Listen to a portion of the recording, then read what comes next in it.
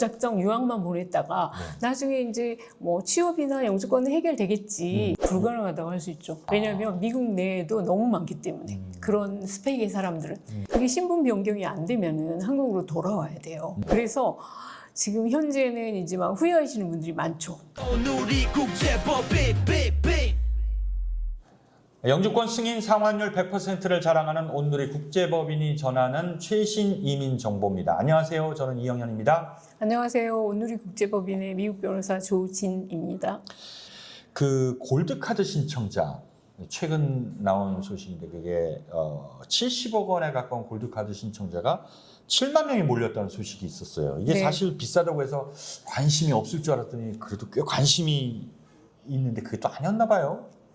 그러니까 저도 놀랐어요. 7만 명이라고 이제 막 트럼프가 막 이렇게 자랑하듯이 얘기했잖아요. 네. 그래서 제가 이제 그 조사를 해봤어요. 네. 도대체 그러면은 500만 불의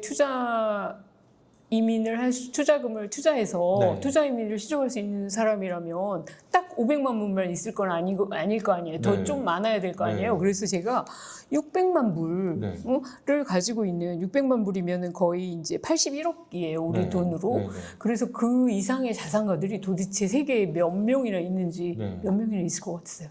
몇 명이에요? 그래서 제가 챗 GPT에 물어봤어요. 그랬더니 물 박사 챗 GPT. 예, 순 자산가가 대략 500만 명이 있대요. 그러니까 600만 불 이상의 순 자산을 가진 전 세계의 인구가 500만 명. 500만 명이나 있다는 거예요. 저도 그 안에 들고 싶어요. 그 저한테 얘기하시면 대표님한테 전해드릴게요. 대표님한테 전해드릴게요. 네. 어쨌든 그러니까 그 500만 명 가운데 7만 명이니까 뭐 그러니까 있을 수 있는 거예요. 그래서 제가 또 이제 그 부자들 중에 도대체 몇 %나 투자 이민을 원하는지 네. 미국 투자 이민을 그랬더니 보통 한 3.2%. 그러니까 500만 명에 3.2%면 16만 명이에요. 그러니까 꽤 많은 거죠. 예. 있을 수 있다. 예. 근데 그 중에 이제 7만 명이 지금 네. 신청을 했다고 하는데 네. 그게 이제 실제로 이제 유효한 신청자는 이제 신청자인지는 확인할 수 없어요. 왜냐하면 저 아는 사람이 그냥 일반인인데 이게 500만 달러가 있지도 않아요. 근데 그 사이트에 한번 이렇게 접속을 해가지고 신청해놨대요. 그랬더니 신청이 됐대요. 그래서 우리는 잠깐만 그러면은 잠깐만 이게 그 자산을 정말 그러니까 이게 검증하지 않고 그냥 이름하고 이메일하고 하면 누구나 신청할 수 있는 거예요. 우리 신청을 한번 다 할 해보시죠. 수 있네요. 예. 일단은 신청은 다 할 수 있네요. 그렇다고 알고 있어요. 예. 그래서 이제 7만 명이라는 데이터가 나왔군요. 그렇죠. 근데 그 중에 이제 유효 신청자가 어느 정도 되는지는 모르겠는데 어쨌든 자산가는 많다는 거예요. 부자들은. 그렇군요. 그런데 이 기사를 접하면서 네. 왜 500만 달러, 70억 원으로 했을까? 그러니까요. 그거 왜 그런 거예요? 그거는 그거 한번 트럼프한테 물어봐야 될 것 같아요. 트럼프 대통령한테 챗GPT에 먼저 물어봐야 되는 거 아니에요? 제 생각에 누가 트럼프 대통령이 정했겠죠. 그러면 누가 트럼프 대통령의 뇌 구조 속으로 들어가 봐야 되는 게 누가 아닐까. 그런 얘기를 한 분이 계세요. 네. 이게 500만 달러 수치는 우리나라 반포의 원 데일리 아파트 가격이다. 68억짜리 70억 그렇죠. 하거든요. 70억 하죠. 예. 네. 그러니까 그 가격을 맞춘 거다. 트럼프가 한국만 맞출 것 같죠. 아이, 제 생각에는 트럼프는 중동 부자들을 타겟으로 한 것으로 알고 있어요. 중동이나 중국 같은데. 아니 왜 중동 한국 부자예요? 부자들은 그러게. 숫자가 상대적으로 적지 않을까요? 글쎄요, 잘 모르겠어요. 자, 어쨌든 네. 우리나라에서는 이제 몇 명이 신청을 했는지 모르겠지만은 어쨌든 네, 네. 이제 가실 분들이 우리나라에도 있을 거로 생각이 됩니다. 저희가 이 소식을 계속 전해드리면서 이제 또 계속되는 문의가 자녀를 유학 보낸 분들, 이 영주권에 대한 문의가 네, 네. 계속 이어지고 있잖아요. 네네, 그렇죠. 영주권 없는 유학생, 즉 F1 비자를 가지고 있는 분들의 부모님들이 요즘 어떻게 취직을 해야 되냐 혹시 이런 부분에 대한 질문이 또 많이 들어온다고 들었어요. 이게 사실 F1 비자를 가진 사람들은 어떻게 얘기를 하자면 바로 취직은 불가능하다고 할 수 있죠. 최근에는. 왜냐하면 과거에는 이제 그렇게 미국도 고용 상황이 좋았을 때는 네. 이제 영주권이 없는 이제 뭐 똑똑한 네. 한국 학생들이나 뭐 아시안계 학생들이나 어쨌든 영주권이 없는 똑똑한 학생들을 네. 이제 자기 회사에 취업 비자라는 카테고리가 있거든요. 네. EB 이제 취업은 EB라는 걸로 시작해요. 네. 그래서 Employment Based. 네. 그래서 EB1은 이제 아니고 EB1은 아주 김연아급의 노벨상급의 아. 사람들한테 주는 거예요. 네. EB2는 이제 그 다음에 이제 교수급 뭐 그런 브레인들, 그 다음에 이제 EB3라는 카테고리가 있어요. 아. 거기는 이제 대부분이 대학 졸업자들 중에 네. 어느 정도 이제 전문적인 이제 숙련된 사람들. 예, 전문적인 이제 분야, 예를 들어서 약대라든지 아. 뭐 이런 것들 있잖아요. 네네. 그런 이제 그 약간 전문적인 직업을 가질 수 있는 좀 아주 일반적인 대학이 아니고 그런 학생들은 이제 필요했던 시기가 있어요. 그랬을 경우에 EB 이제 3 중에 이제 숙련직 네. 그걸로 해가지고 스폰서십을 해줬어요. 아, 그러니까 미국 자기 그 고용주, 회사가 그 회사가 필요로 하는 필요로 이제 하니까 이 필요로 사람 하니까. 영주권 좋아 예. 그런 식으로. 그랬는데 지금은 이제 취업 시장이 바뀌어가지고 스폰서십을 거의 안 해줘요. 아. 왜냐하면 미국 내에도 너무 많기 때문에 그런 스펙의 사람들은 그렇기 때문에 과거하고는 다르게 이제 최근에 저희 회사에 상담을 원하시는 분 중에 이제 무작정 유학만 보냈다가 나중에 이제 뭐 취업이나 영주권은 해결되겠지 유학만 보내놓으면 졸업하면 이제 똑똑하니까 우리 아들이 그래가지고 그냥 보내셨던 분들이 나중에 이제 해결이 안 돼가지고 그럼 스폰서를 해준다는 고용주가 거의 없기 때문에 네. 그게 신분 변경이 안 되면은 한국으로 돌아와야 돼요. F 비자가 끝나면 네. 60일 이내에. 그래서 지금 현재는 이제 막 후회하시는 분들이 많죠. 그러니까 미국에 유학 보내기 전에 영주권을 먼저 하고 보냈어야 되는데 그래서 요즘에는 똑똑한 부모님들은 이제 자녀를 국제학교나 이렇게 보내시는 분들은 한 자녀가 9살이나 11살 정도 되는 똑똑한 부모님들은 미리 상담 오시는 분이 굉장히 많아요. 영주권을 먼저 해결하고 그냥 아니면은 이제 동시에 하면서 이제 그 유학을 보내려고 하시는 분들이 많죠. 그러면은 F1 비자를 가진 사람들은 어떻게 취직을 해요? 그러니까 일반적인 거는 그러니까 기존에도 비슷했어요. 네. 그러니까 F1 비자를 가진 학생들은 이제 졸업을 하면 네. 바로 이제 그 비자가 끝나는 게 아니라 OPT 기간이라는 걸 줘요. 아. 그거는 이제 주로 이제 과거에는 1년이었죠. 네. 그게. 옵셔널 OPT니까 프랙티컬 트레이닝 기간이라고 해가지고 임시 취업 허가서 같은 거예요. 네. 이를테면 자기 전공, 예를 들어서 약대를 나온 학생은 이제 제약회사라거나 아니면은 그 약국 있잖아요. 프랜차이즈 약국. 거기서 이제 약사를 풀타임을 하는 거예요. 네. 그러면서 이제 그게 일종의 인턴이나 그런 건데 그러면서 이제 자기의 어떤 커리어 빌딩을 하게 기회를 주는 거죠. 아, 그건 신청하면 다 주는 건가요? 그런 대부분 한 90% 이상은 돼요. 그래요.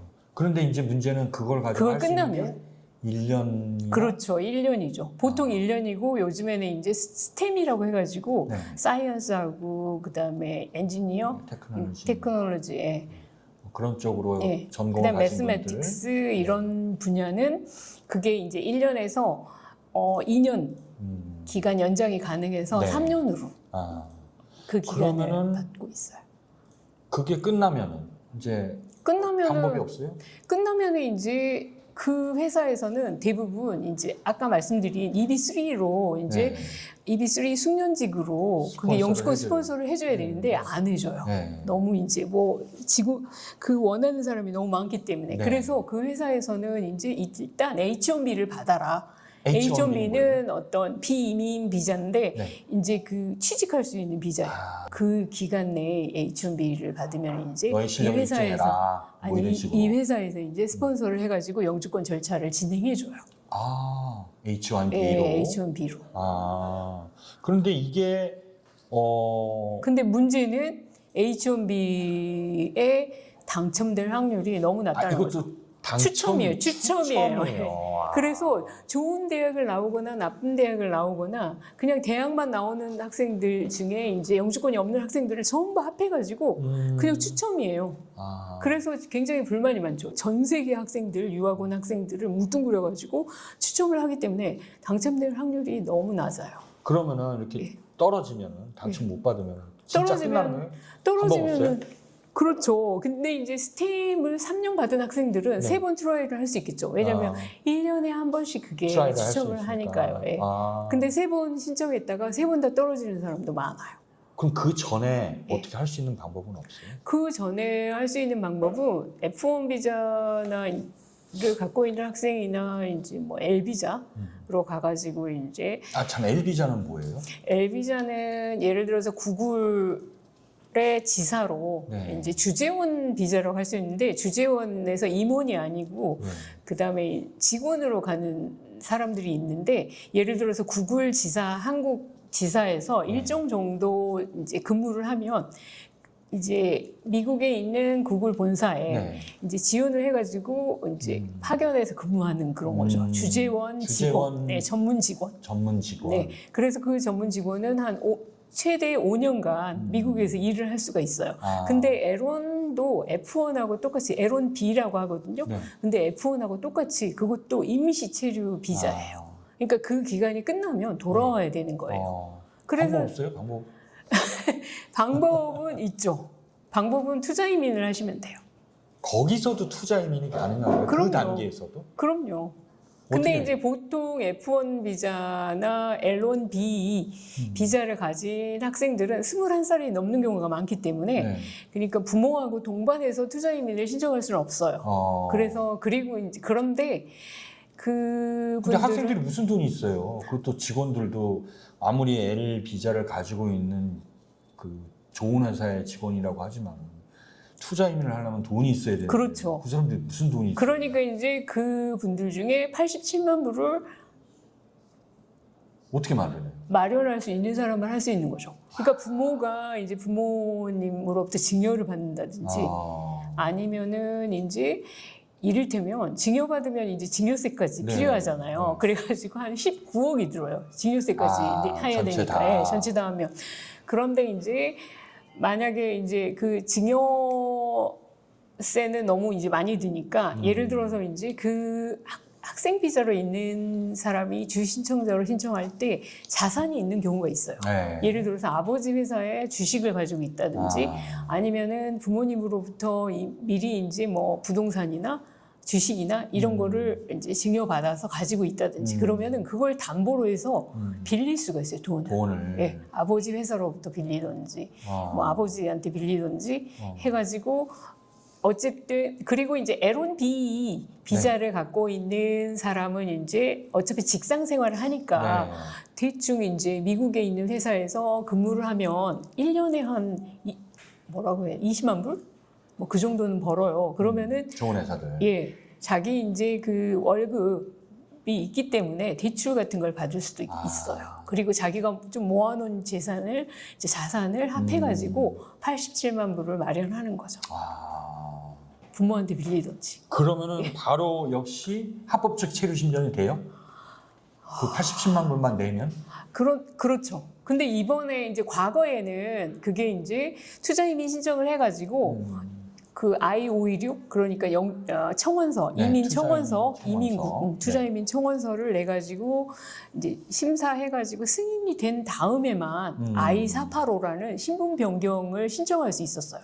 그러면 그때부터 이제 신분이 변경돼 가지고 F1 비자가 끝나도 한국에 돌아오지 않아도 됐는데 지금 현재는 아주 좋아진 점은 뭐냐면 I-516 신청과 동시에 concurrent filing이라고 해가지고 바로 신분 변경 서류하고 그 다음에 취업 허가서 I-765라고 해가지고 그거는 취업 허가거든요.